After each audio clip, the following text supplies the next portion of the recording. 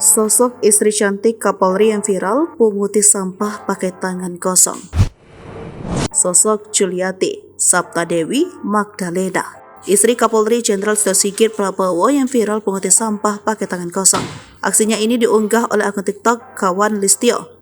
Ia terlihat sedang melakukan aksi menjaga lingkungan. Istri Kapolri tersebut bersama sejumlah orang lainnya terlihat sedang berada di sebuah pantai untuk membersihkan sampah. Jika ibu-ibu Bayangkari lainnya memakai topi dan kacamata hitam untuk menghalau rasa panas, tapi beda dengan Julianti, dia hanya mengunci rambut tanpa ada aksesoris di tubuhnya.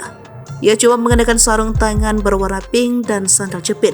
Istri Jenderal Bintang 4 ini mengambil langsung sampah-sampah menggunakan tangan sendiri. Setelah melakukan bersih-bersih, Julianti membagikan bingkisan kepada anak-anak yang hadir dalam kegiatan itu.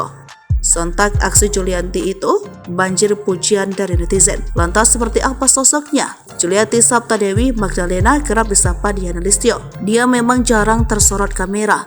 Ternyata ia memiliki kebiasaan yang mulia, yakni senang mengasuh anak yatim. Ia bahkan membiayai pendidikan anak yatim itu. Ada juga yang diberikan kebutuhan sehari-hari. Bersama sang suami, Diana juga membuatkan penampungan untuk anak yatim. Dia pun mengatakan selama ini ketika ada informasi ada anak yatim, maka dia bersama istrinya langsung mengasuh jika disetujui. Listio Sigit menyampaikan beberapa anak asuhnya sudah sekolah dan tingkat SD hingga SMA.